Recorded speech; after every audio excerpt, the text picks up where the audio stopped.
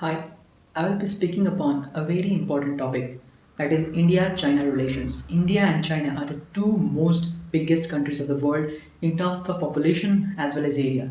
Both these countries are part of Asia and hold more than 2.5 billions of people, and that's a huge population. These both countries are regarded as the manufacturing powerhouse of the whole world. They contribute to around 20% of the manufacturing products of the whole world. These both countries are also home to a lot of service related jobs and service oriented products. Now, I would like to talk about the historical context of India China relations. We all know from ancient times India and China have great relations. We all know about Fahian and Wensang, who were Chinese travelers and who came to India and gained knowledge and went back to China, and they glorified Indian culture and Indian way of living. Other than that, we also know Silk Route, which was an old pastime, it was a trade route in past time. It also passed through India and it was originated in China and it went to the other continents and other countries of Europe and Asia. Other than that, if we talk about the modern context, in 1947 India got independence. In 1949, China emerged as a communist state, which is also called as People's Republic of China, or PRC. India was the first non-communist state which recognized China as a country, and after that, Panchsheel Treaty was signed. Panchsheel Treaty is also called as the five pillars of mutual coexistence. This Panchsheel Treaty is a very basic thing which defines the relationship between India and China. Other than that, India also agrees upon the one China policy of China, which means that Tibet, Taiwan, and Hong Kong, these all parts of the China are integral part of China. Now, if we talk about the different type of cooperation between both these countries, India and China, the first and foremost things which comes is trade. These both countries have a huge trade. It's even in this 2020, even after the Galwan Valley clash, these both countries have a trade around $78 billion, and it is a huge amount, out of which India exports around $19 billion of products and services, and whereas China exports around $57 billion of products to India. And so, if we talk here, India is really facing here a trade deficit, which is not good in the context of India.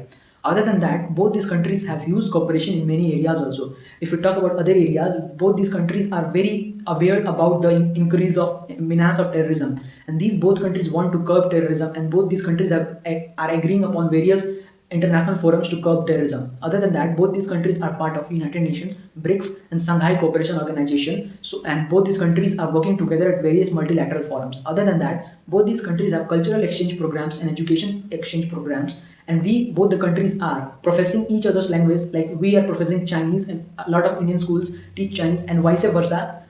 Chinese schools also teach Hindi in their language, in their country. So we can see that, and we can come to know that India and China have used cooperation in many areas.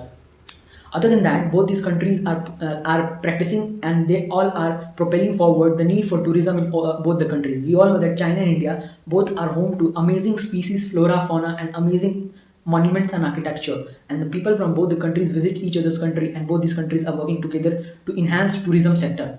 Now, if we talk about the underlying issues between both the countries, the first and foremost thing comes is the border issues. Both these countries have really a lot of disagreeing in terms of border demarcating. Like we know that Aksai Chin, which is an integral part of India, is an illegal occupation of China, and Arunachal Pradesh, which is also an integral of part of India, China claims that it's a part of southern Tibet. So we can see that both these countries need to really work hard to improve upon their border disputes.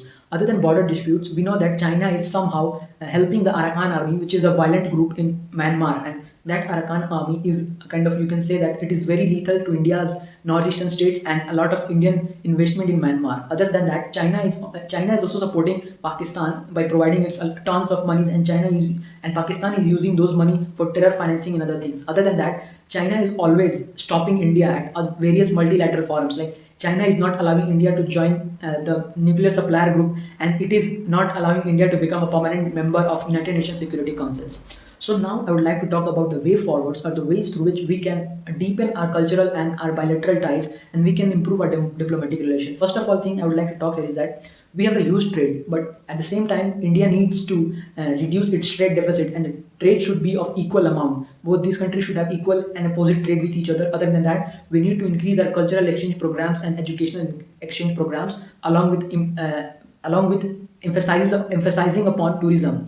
Other than that, I'd like to also add a point that we need to make impact on China, so that China helps us at other multilateral forums so that India can become a global superpower. So before binding my speech, I'll just like to tell that if India wants to become a superpower in this multipolar world, we really need to coordinate better with China, and we need to make it clear to China that we are not the country which was that there in 1962, and we need to work closely with China so for the upliftment of India as well as the whole world. That's all from my side. Thank you. We'll come up with more sessions like this. Stay tuned and we'll make you feel happy. That's all. Thank you. Bye.